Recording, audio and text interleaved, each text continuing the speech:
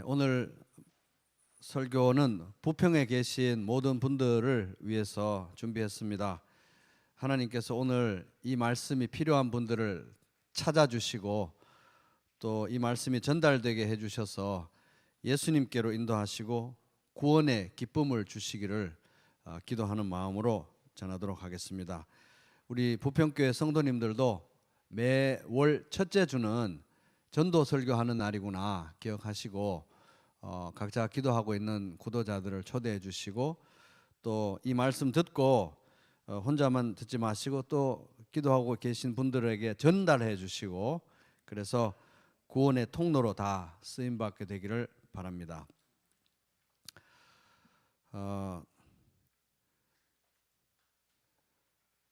우리가 믿는 이 기독교 신앙의 근간, 우리가 믿는 이 기독교 신앙이 어디에 근거를 두고 있는가? 성경 말씀에 근거를 두고 있습니다. 제가 지금 설교를 하는데 성경 말씀에 근거해서 이 성경에 근거해서 성경의 메시지를 선포하는 게 설교이고 또 성경에 근거해서 성경의 메시지 핵심인 복음을 전하는 것이 전도이고 또 성경에 근거해서 하나님께 나아가서 필요를 구하는 것이 기도입니다. 그리고 이제 성경에 나타난 하나님의 뜻에 순종해서 살아가는 것이 이제 성도의 삶이라고 할 수 있겠죠. 그래서 우리 신앙의 모든 영역에 토대가 되는 것이 뭐냐? 바로 이 성경 말씀인 것입니다. 이제 성경이 이렇게 중요한데 우리 마음에는 질문이 또 일어나고 많은 사람들이 이 성경에 대해서 이제 문제를 제기합니다. 그건 뭐냐 하면 과연 이 성경이 이 세상에 다른 책도 많이 있는데 다른 많은 책들도 있는데 유독 이 성경이 다른 책들과 비교해서 절대적인 권위를 가지는 책이라고 어떻게 말할 수 있는가? 그런 이제 질문을 우리가 제기할 수도 있고 또 그런 질문을 들을 수도 있습니다. 그러니까 이제 이 질문은 성경은 진짜 맨날 뭐 성경 가지고 설교하고 성경 가지고 전도하고 성경 가지고 기도하고 성경 가지고 순종해야 된다고 하는데 정말 성경은 믿을 만한 책 맞는가? 성경은 믿을 만한가? 하는 것입니다. 이제 이 질문을 이제 좀 더 소위 성경적으로 좀 이 질문을 바꾸면 성경은 하나님의 말씀인가? 하는 거예요. 성경은 하나님의 말씀인가? 성경이 하나님의 말씀이라면 성경은 믿을 만한 것이고 믿어야 하는 것이고 성경이 하나님의 말씀이 아니라면 그닥 그렇게 중요성을 안 둬도 되는 것이 되죠. 그래서 성경은 하나님의 말씀인가 하는 겁니다. 그래서 오늘 이제 설교의 목표는 이제 성경이 하나님의 말씀인 이유, 성경이 하나님의 말씀인 이유를 세 가지로 이제 정리해 보는 것입니다. 성경이 하나님의 말씀인 이유 첫 번째 따라 보겠습니다. 성경 자체의 증거. 네, 성경 자체의 증거. 자, 성경이 하나님의 말씀인가? 이 문제를 답하기 위해서 이제 제일 이제 첫걸음, 첫 단추는 뭐냐 하면 성경이 하나님의 말씀인가? 이 문제에 답하기 위해서 제일 먼저 생각해 봐야 되는 게 뭐냐 하면은 이제 성경이라는 단어가 지금부터는 많이 언급될 거라서 잘 들으셔야 돼요. 자, 성경이 과연 하나님의 말씀인가를 생각해 보기 위해서 제일 먼저 생각해야 되는 게 뭐냐? 성경이 그 자체에서 성경이 하나님의 말씀이라고 말하고 있느냐 하는 거예요. 성경에 성경이 하나님의 말씀이라고 말하고 있는 데가 있느냐 없느냐 하는 겁니다. 이게 굉장히 중요한 거예요. 성경은 과연 성경이 하나님 말씀이라고 말하고 있는가? 자, 성경에 만약에 성경에 하나님의 말씀이라는 주장이 없다면, 성경 속에 그런 주장이 없다면, 또는 성경에 만약에 성경은 하나님 말씀이 아니에요, 사람의 말이에요 라는 얘기가 있다면 이 질문, 성경은 하나님의 말씀인가 라는 질문은 금방 정리되고 맙니다. 그러니까 성경에 만약에 성경은 하나님 말씀 아니고 그냥 사람이 쓴 말이에요 라고 한다면 성경은 하나님 말씀인가? 답? 아니다. 그럼 끝나는 거예요. 그죠? 성경이 아니라고 하는데 뭐 더 이상 뭔 얘기를 하겠습니까? 그 다음에 성경은 하나님의 말씀이라는 얘기가 딱히 안 나온다, 그런 얘기가 분명하게 언급이 안 됐다. 그러면 이제 우리는 성경이 굳이 그 하나님의 말씀이라고 말하는 건 좀 억지 아닌가? 성경도 성경이 하나님 말씀이라고 말을 안 하는데 우리가 성경이 하나님 말씀이라고 말하는 건 좀 억지가 아닌가? 이렇게 되는 거죠. 그러니까 성경이 하나님의 말씀인가 하는 거에서 이 질문에 답하기 첫 걸음은, 첫 단추는 성경에서 과연 성경이 하나님의 말씀이라고 말하고 있느냐 하는, 이게 굉장히 중요한 문제라는 것입니다.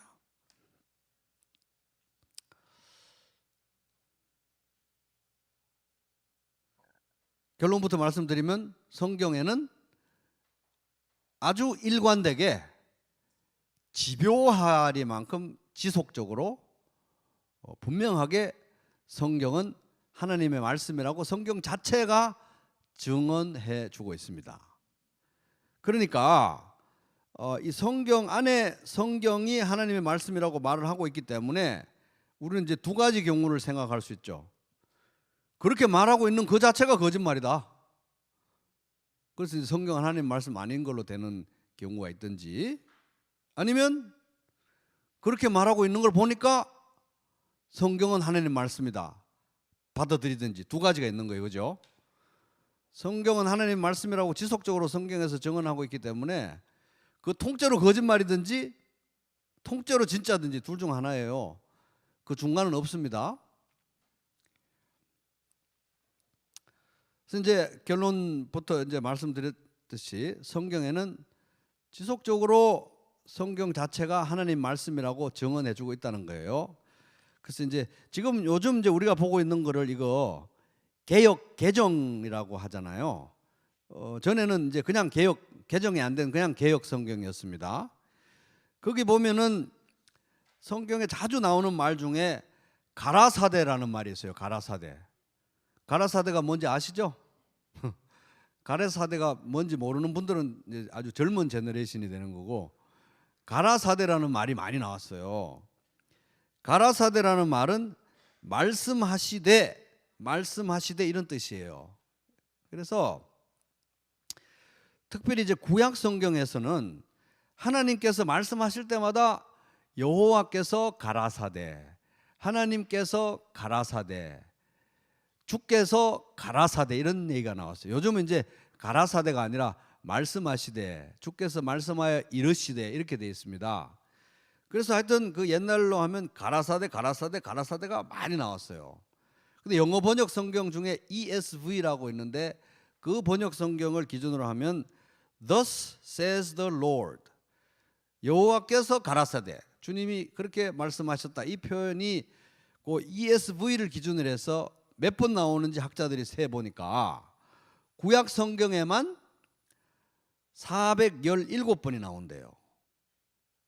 그렇게 딱 구성된 형식으로만. 그러니까 다양한 조합으로 보면 가라사대 이런 얘기는 엄청나게 더 숫자가 늘어난다는 얘기죠. 많이 얘기하고 있다는 겁니다. 그건 뭘 얘기하느냐? 성경은 굉장히 노골적으로 집요하게 지속적으로 성경이 하나님의 말씀이라는 걸 밝히고 있다는 거예요. 말하고 있다는 거예요. 말해주고 있다는 겁니다. 그리고 단도직입적으로 성경이 하나님의 말씀이라고 명쾌하게 말씀하고 있는 구절들도 있는데, 예를 들어 이런 겁니다. 유명한 말씀이죠. 모든 성경은 하나님의 감동으로 된 것으로 교훈과 책망과 바르게 함과 의로 교육하기에 유익하니. 디모데후서 3장 16절. 이건 신약 성경인데 요 디모데후서가 써질 때는 아직 신약 성경이 완성이 안 됐기 때문에 이거는 구약 성경을 가리키는 말이에요. 하지만 이 성경이라는 단어로 번역된 헬라어 단어는 그라페라는 단어인데 이 의미는 이제 성경이라는 걸 표현하기 위한 굉장히 기능적인 단어, 항상 일관되게 사용되는 단어인데 이 그라페라는 단어가 구약 성경에만 사용된 게 구약 성경을 가리킬 때만 사용된 게 아니라 신약 성경에 보면 신약 성경 자체를 가리킬 때도 그라페라는 단어가 써져요. 그러니까 쉽게 말하면 어쨌든 간에 모든 성경은 신약이든 구약이든 할 것 없이 하나님의 감동으로 됐다. 하나님의 영감을 받아서 하나님께서 세우신 인간 저자들이 사람들이 하나님의 영감을 받아서 썼다. 쉽게 말하면 성경은 궁극적으로 그 저자가 하나님이시다라고 명쾌하게 말씀하고 있는 것입니다. 또 이제 예수님의 그 12 제자들 중에 한 명인 베드로 있죠. 베드로가 쓴 편지 중에 베드로후서 1장 20절 21절 보면 먼저 알 것은 성경의 모든 예언은 성경 말씀은 사사로이 풀 것이 아니니 자기 마음대로 그냥 생각나는 대로 자기 뜻대로 그렇게 해석하면 안 되는데 왜? 예언은 하나님 말씀은 언제든지 사람의 뜻으로 낸 것이 아니요. 사람이 그냥 인간 저자가 자기 마음대로 기록한 게 아니요. 오직 성령의 감동하심을 받은 사람들이 하나님께 받아 말한 것입니다. 이게 보면 이제 성경이 기록된 그 방식을 가르쳐 줍니다. 사람들이 쓰긴 썼는데 자기 마음대로 쓴 게 아니라 하나님이 세우신 인간 저자들이니까 성령의 감동을 주셔서 하나님의 뜻대로 쓰게 하셨다는 거예요. 물론 이제 인간 저자가 쓰니까 자기의 문체와 스타일과 성장 배경과 이런 것들이 반영이 되겠지만 하나님이 영감을 주셔서 쓰게 하셨으니까 하나님이 궁극적인 저자라고 성경이 분명하게 얘기해 주고 있는 것입니다. 성경은 하나님 말씀인데 제가 지금 하고 있는 말은 성경이 하나님 말씀인지 어떻게 아느냐? 성경이 하나님 말씀이라고 성경이 말해주고 있기 때문에 성경이 하나님 말씀이라고 우리는 알고 믿는다 이 말을 하는 거잖아요. 그죠? 성경이 하나님 말씀인지 어떻게 아느냐? 성경이 하나님 말씀인지 우리가 아는 것은 성경이 하나님 말씀이라고 성경이 말하고 있기 때문에 우리가 성경이 하나님 말씀이라는 것을 안다는 거예요. 알고 믿는다는 거예요. 뭐 이런 말이 있느냐 싶을 수도 있죠. 뭐 그런 식으로 말을 하느냐. 여기서부터 잘 들으셔야 돼요. 잘 들으셔야 됩니다. 우리는 이 성경 자체의 증거, 성경이 하나님 말씀이라는 것에 대한 성경 자체의 증거, 성경 안에 나오는 성경 자체의 증언을 이 성경에 대한 가장 권위 있는 증언으로 받아야 한다는 거예요. 가장 권위 있는 증언으로 받아야 된다.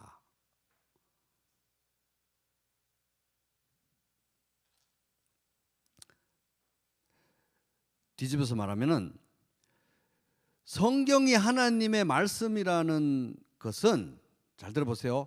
성경이 하나님의 말씀이라는 것은 성경이 없으면 증명을 못 한다는 거예요. 성경이 하나님의 말씀이라는 것은 성경이 없으면 증명을 못 한다는 얘기가 됩니다.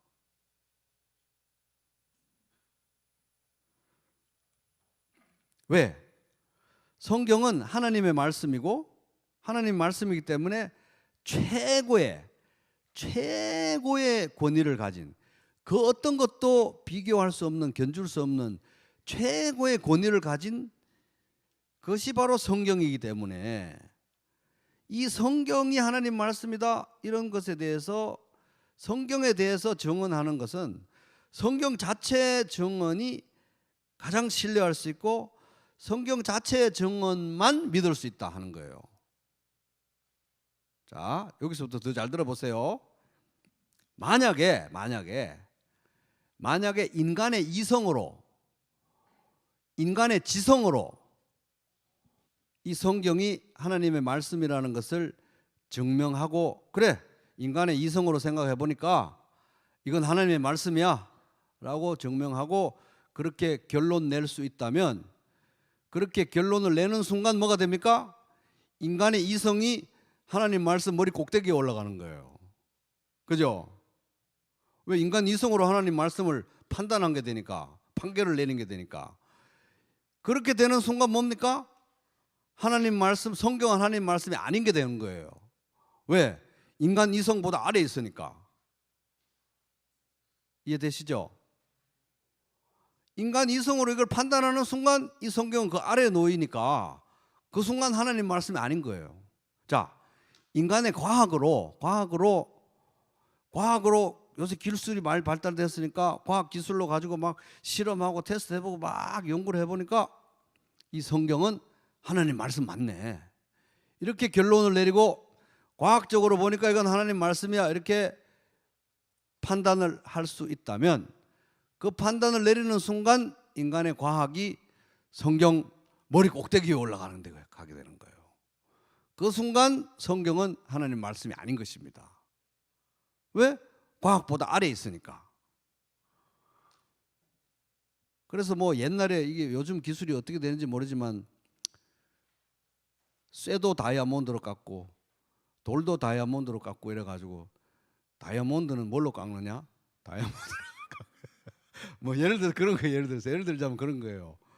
그래서 이 성경은 성경이 아니고서는 성경이 하나님 말씀이라는 걸 증명을 할 수가 없어요. 왜? 최고의 권위에 있기 때문에 그 어떤 것도 피조물의 입에서, 머리에서 나온 것들을 가지고는 이것이 하나님 말씀이라는 것을 증명을 할 수가 없다. 그래서 우리는 성경이 성경에 대해서 증언하고 있는 것을 받아들이는 것 말고는 방법이 없는 거예요. 참 기가 막히죠, 그죠? 이게 이렇게 위대한 책인 것입니다. 그러면 우리는 마치 이런 얘기를 하면 무슨 막막한 어떤 벽 앞에 선 것 같은 그런 느낌이 들 수도 있는데, 그럼 성경이 자체가 성경이 하나님 말씀이라고 증언하고 있고 그걸 우리가 받아들여야 되는데, 어떻게 받아들이느냐? 무슨 기술로, 무슨 재주로 이걸 우리의 내면으로 받아들일 수 있느냐? 맨정신으로 못 받아들여요. 이거를 성령님의 도우심이 있어야 받아들이게 되는 거예요. 그래서 성경이 이렇게 말씀하십니다. 우리가 이것을 말하거니와 사람의 지혜가 가르친 말로 아니하고 오직 성령께서 가르치신 것으로 하니, 영적인 일은 영적인 것으로 분별하느니라. 영적인 것은 영적으로 분별하는 것입니다. 고린도전서 2장 13절. 이것은 성령님께서 눈을 열어주셔야 보이는 책이라는 거예요.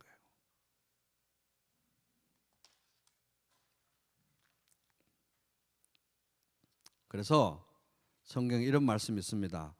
내 양은 내 음성을 들으며 나는 그들을 알며 그들은 나를 따르느니라. 요한복음 10장 27절. 그래서 뭐 양을 굉장히 잘 키우는 사람들을 보면 그 똑같이 생긴 양들을 다 뭐 이름 다 부르면 애들이 또 다 그대로 반응하는 그런 거 있잖아요.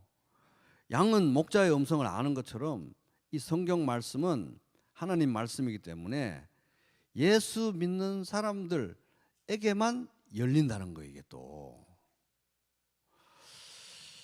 참, 예수님의 양일 때 이 말씀이 열린다는 거예요.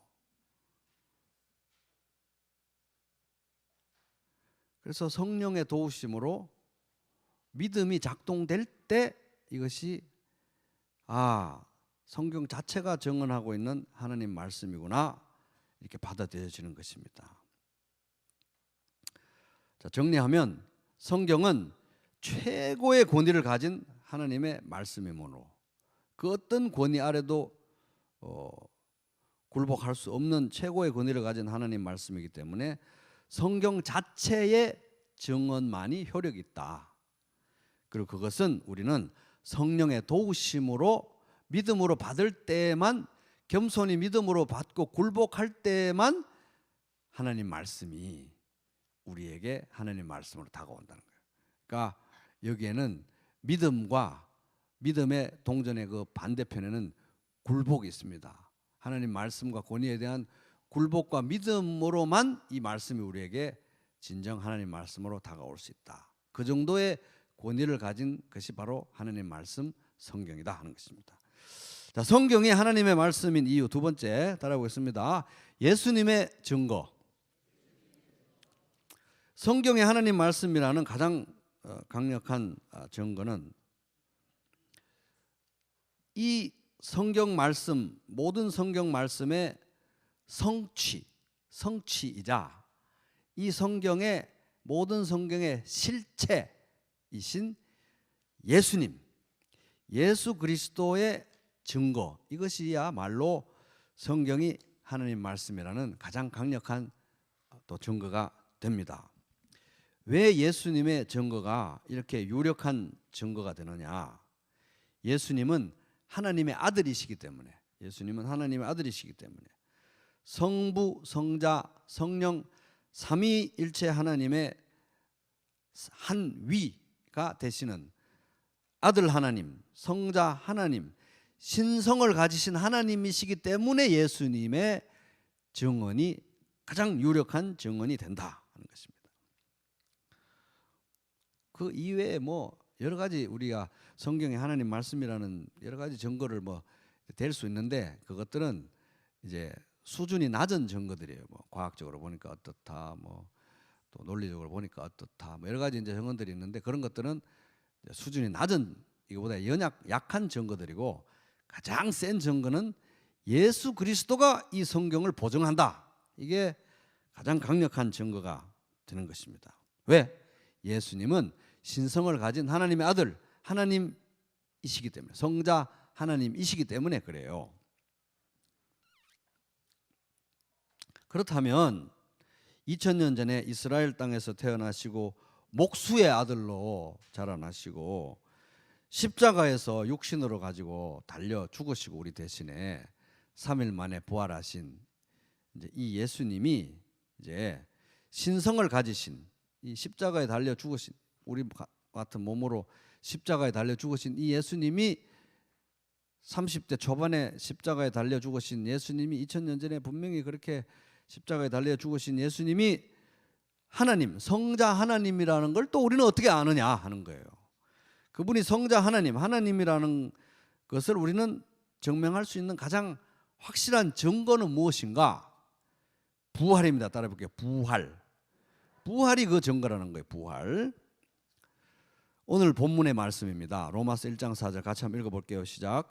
성결의 영어로는 죽은 자들 가운데서 부활하신 능력으로 하나님의 아들로 선포되셨으니 곧 우리 주 예수 그리스도시니라. 아, 부활이 이런 의미가 있었구나. 부활을 통해서 육신을 입고 오신 이 예수님이 그냥 한 인간이 아니라 하나님의 아들, 신성을 가진 하나님이시구나 라는 것을 우리가 증거로 얻을 수 있다는 거예요. 세 번역으로 읽으면 성령으로는 죽은 사람들 가운데서 부활하심으로 나타내신 권능으로 하나님의 아들로 확정되신 분이십니다. 그는 곧 우리 주 예수 그리스도이십니다. 피조물 중에 하나님이 만드신 피조물 중에 특별히 인간도 피조물이잖아요.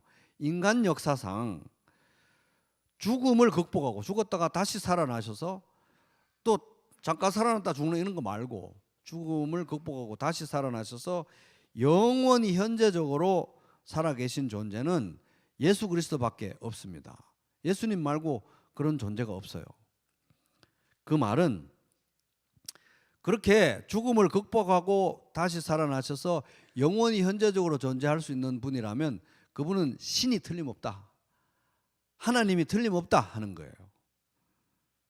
그분이 바로 예수님이라는 겁니다. 부활로서 하나님의 아들이심이 신성을 가지신 하나님이심이 도마가 예수님에게 살아계신 하나님이십니다 이렇게 고백해도 그거를 예배로 고백으로 신앙 고백으로 받으실 수 있는 이분 부활로서 하나님의 아들로 증명된 분이 바로 예수님이시다 하는 겁니다. 사도 바울이 복음에 대해서 고린도 교회 사람들에게 정리해서 이제 전해주면서 이렇게 말합니다. 나도 전에 받은 중요한 것을, 이 복음을 말하는 거예요. 나도 전에 받은 중요한 것을 여러분에게, 고린도 성도들에게 전해드렸습니다. 그것은 곧, 복음의 내용은 뭐냐? 그리스도께서 성경대로 우리 죄를 위해 죽으셨다는 것과 무덤에 묻히셨다는 것과, 죽으신 것은 틀림없어요. 사람들이 너무 많이 봤기 때문에. 무덤에 묻히셨다는 것도 너무 틀림이 없어요. 사람들이 너무 많이 봤고 무덤을 제공한 사람도 있기 때문에. 무덤에 묻히셨다는 것과 성경대로 사흘날에 살아나셨다는 것과, 부활에 대해서 지금 얘기하는 겁니다. 살아나셨다는 것과, 부활이 얘기를 하는데, 부활이 무슨 다락방에서 지하실에서 은밀하게 진행된 어떤 일이 아니고 공개적인 사건이었다는 것을 지금 길게 얘기합니다. 지금부터 게바에게 나타나시고 베드로에게 나타나 보이시고, 다음에 12제자에게 나타나셨다고 하는 것입니다. 12제자에게 다 보여주셨어요. 12제자에게까지만 보여줬다고 이렇게 성경이 얘기하고 있으면, 그건 뭐 12명이 아주 그냥 탄탄한 조직력으로 조작질을 했구나, 꾸며냈구나, 이렇게 말할 수 있습니다. 그런데 굉장히 위험 부담이 큰 얘기를 바울이 하고 있습니다. 그 후에 그리스도께서는 한 번에 500명이 넘는 형제 자매들에게 나타나셨는데, 그까지만 또 얘기해도 위험 부담이 적어요. 그런데 어떻게 얘기를 하고 있냐면은 500명에게 나타나셨는데, 이 지금 고린도전서를 편지를 쓸 당시에 그 가운데 더러는 세상을 떠났지만 대다수는 지금 살아 있습니다. 이런 위험천만한 얘기를 하고 있어요. 그냥 12명에게 보이셨어요, 이 정도면 되는데 그 중에 500명 중에 대다수는 살아 있습니다. 이거는 그 당시에 이 지금 예수님이 돌아가신 지 한 30년 정도 안팎되는 때인데, 이런 얘기는 이런 식으로 얘기하면 만약 거짓말이잖아요. 벌떼같이 일어나죠. 사람들이 누구 살아있는데, 500명 중에 누가 살아있는데 말할 거 아니겠습니까? 근데 500명 중에 상당수가 지금도 현재적으로 살아있다. 다음에 야고보에게 나타나시고 그 다음에 모든 사도들에게 나타나셨습니다. 그런데 맨 나중에 다리 차지 못하여 난 자와 같은 나에게도, 바울에게도 나타나셨습니다. 바울에게도 보여주셨다는 거예요. 그러니까 이 부활은 지하실에서, 다락방에서 비밀스럽게 발생한 사건이 아니고 많은 사람들에게 보여주신 역사적 사실이다.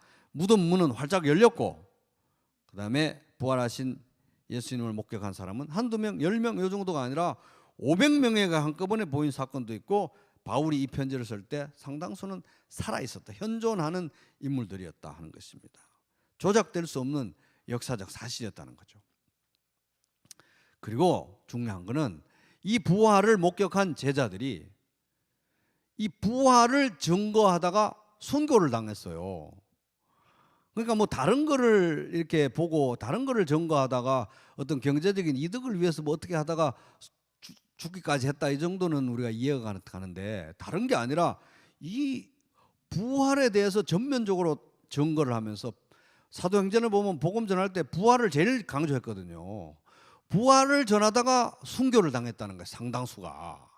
그렇게 겁이 많고 비겁하고 어정쩡했던 제자들이 부활을 보고 나서 사람들이 확 바뀌어가지고 부활을 증거하다가 순교를 당했다는 것입니다.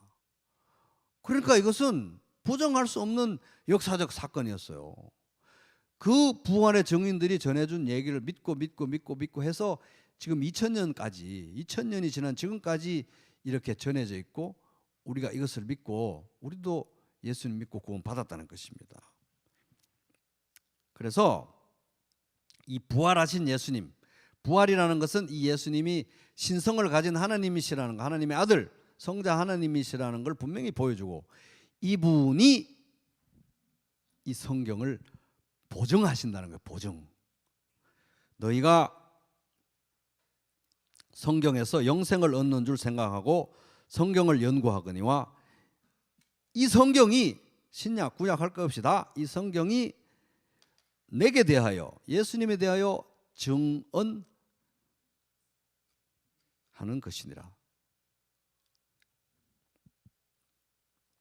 그러니까 이 말씀 있잖아요. 방금 읽은 말씀, 이 성경이 곧 내게 대해 증언하는 거다. 예수님이 그렇게 말씀했잖아요. 이거는 예수님도 지금 이 성경에 올인하신 거예요. 그 말은 뭡니까? 성경이 거짓말이면 나도 거짓말이고 내가 거짓말이면 성경도 거짓말이다. 이런 얘기가 되잖아요. 이 성경의 핵심 메시지가 바로 예수 그리스도다. 본인이 그렇게 증언을 했기 때문에 성경이 가짜면 나도 가짜, 내가 가짜면 성경도 가짜. 그러면서 이렇게 말씀하십니다. 내가 예수님이 율법이나 선지자를 폐하러 온 줄로 생각하지 마라. 성경을 폐하러 온 줄로 생각하지 마라. 폐하러 온 것이 아니라 완전하게 하려 합니다.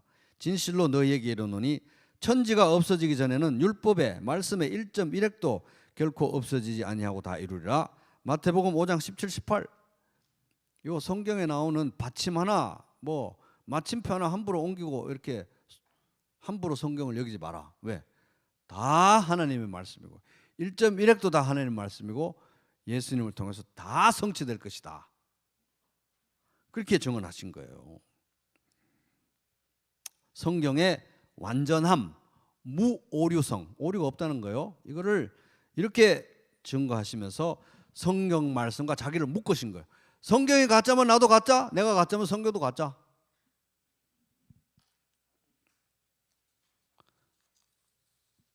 그래서 예수님을 부정할 수 있다면, 예수님의 부활을 부정할 수 있다면 성경도 부정할 수 있는 거예요. 예수님을 부정할 수 없다면, 예수님의 부활을 부정할 수 없다면 성경 말씀은 구구절절 하나님의 말씀이고 내가 믿고 따라가야 될 하나님의 말씀이다 하는 것입니다. 자, 세 번째, 성경이 하나님 말씀이라는 이유 따라해 보겠습니다. 성도의 경험. 세 번째 이유는 좀 약한 이유입니다. 이것이 이제 증명할 수는 없어요. 그런데 우리에게는 중요해요. 왜냐하면 성경이 하나님의 말씀인데 우리가 경험을 못하면 무슨 의미가 있겠습니까? 그죠?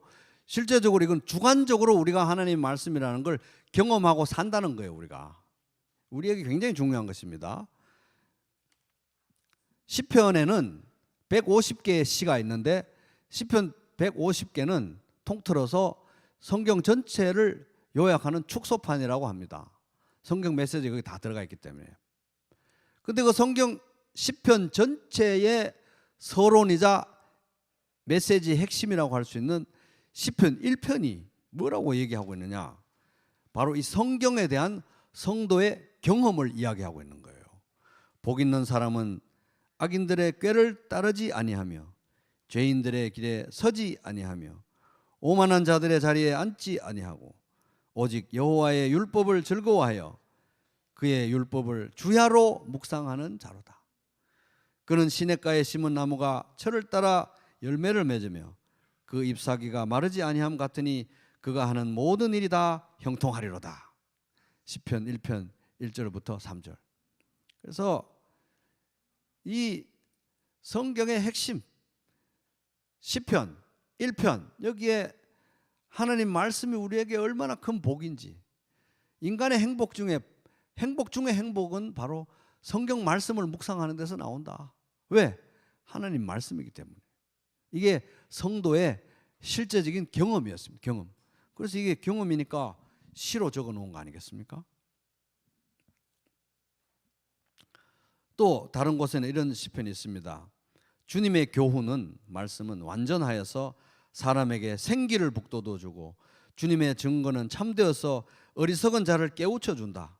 주님의 교훈은 정직하여서 마음에 기쁨을 안겨주고 주님의 계명은 순수하여서 사람의 눈을 밝혀준다. 주님의 말씀은 티 없이 맑아서 영원토록 견고히 서 있으며 주님의 법규는 참되어서 한결같이 바르다. 주님의 교훈은 금보다 순금보다 더 탐스럽고 꿀보다 송이꿀보다 더 달콤하다.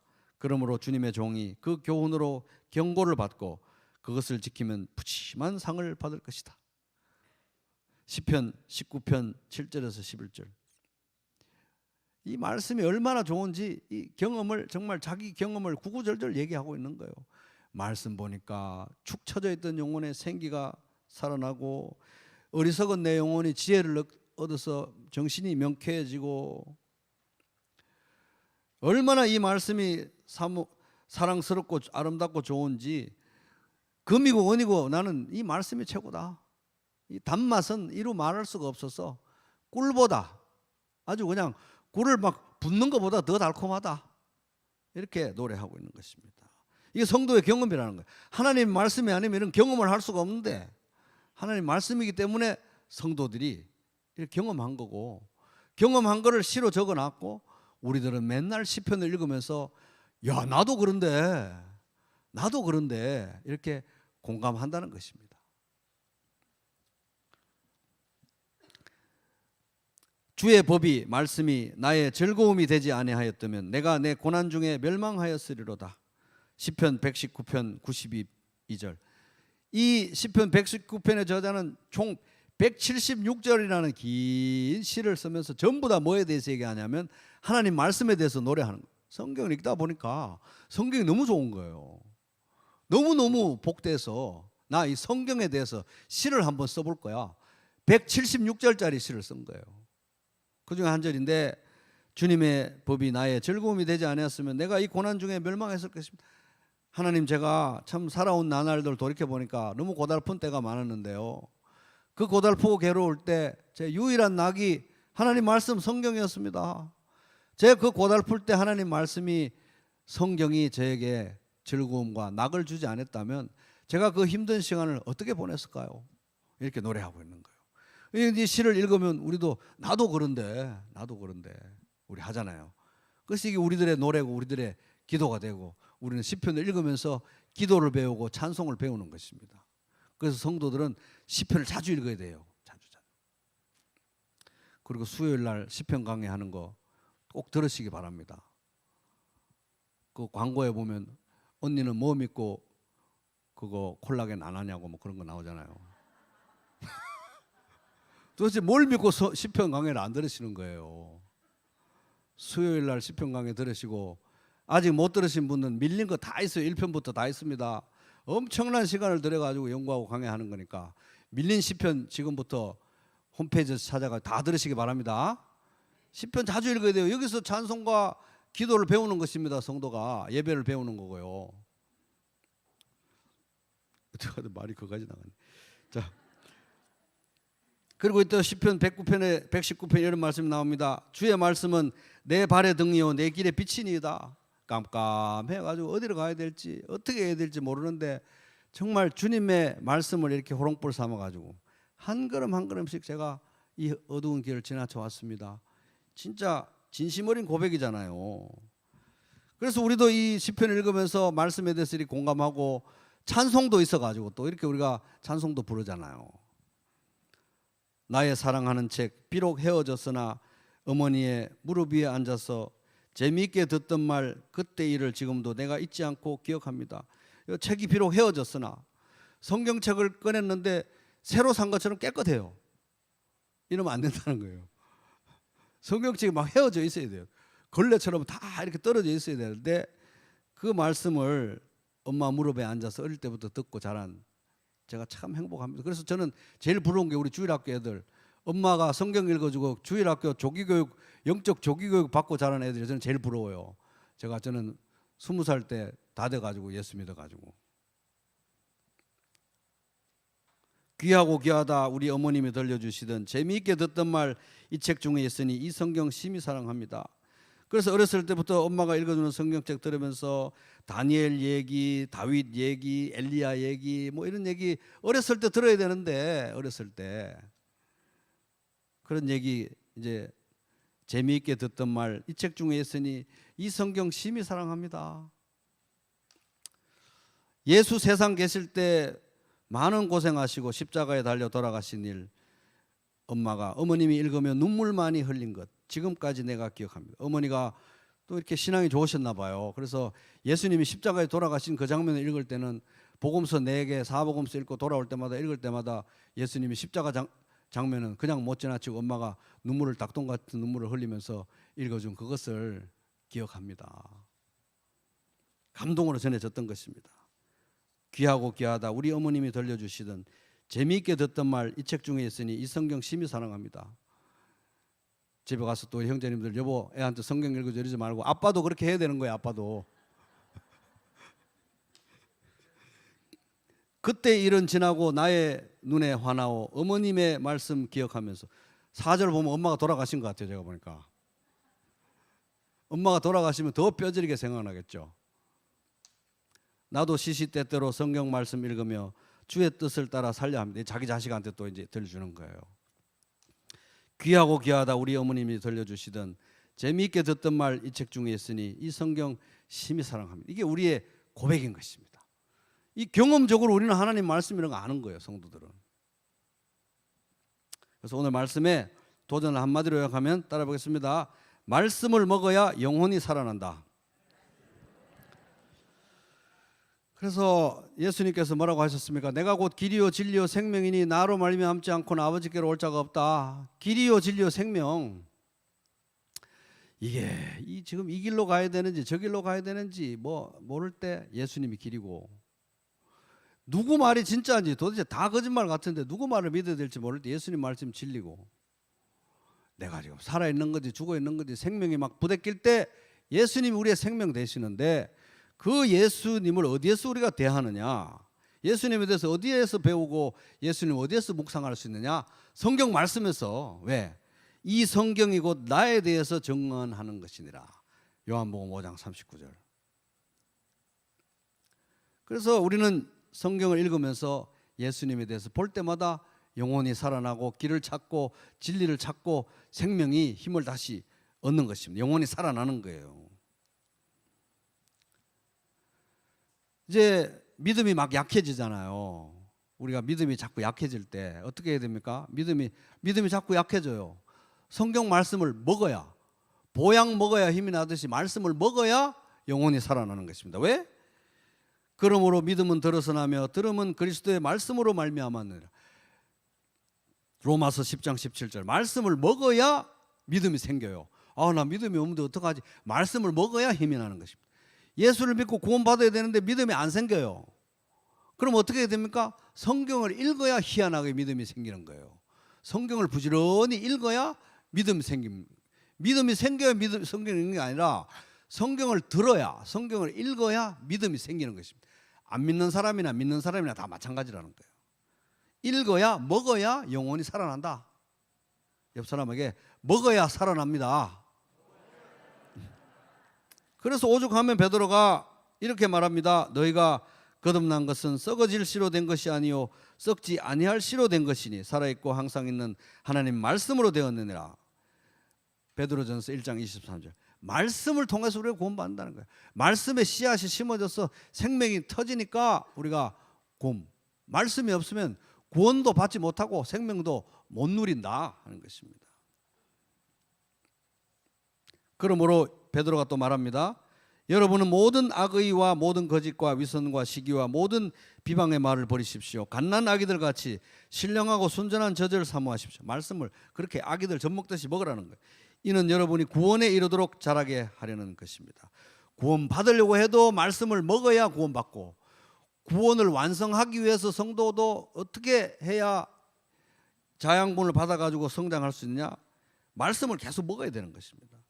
여러분이 주의 인자하심을 맛보았으면 그렇게 하십시오. 베드로전서 2장 1절에서 3절. 한 번 더 따라해 보겠습니다. 말씀을 먹어야 영혼이 살아난다. 그래서 예수님께서 이렇게 말씀하셨습니다. 사람이 떡으로만 살 것이 아니요 하나님의 입으로부터 나오는 모든 말씀으로 살 것이라. 마태복음 4장 4절. 이 광야 같은 인생을 살아가면서 우리가 배워야 될 가장 중요한 레슨, 광야 같은 인생을 살면서 배워야 될 가장 중요한 레슨은, 광야에서 배워야 될 가장 중요한 레슨은 사람은 떡으로 사는 게 아니라 하나님 말씀으로 사는 거구나. 우리는 이것만 배우면 이 광야 같은 인생길에서 인생 잘 사는 거예요. 왜? 우리는 영원히 하나님 말씀으로 살 것이니까. 그래서 여러분, 하나님 말씀 먹고 믿음이 생겨서 구원받고, 하나님 말씀 먹고 믿음이 더 강해지고, 하나님 말씀을 매일매일 꿀과 같이 사모함으로써 예수 그리스도를 더 가까이에서 쫓아가고 닮아가는 여러분 되시기를 주님의 이름으로 축복합니다.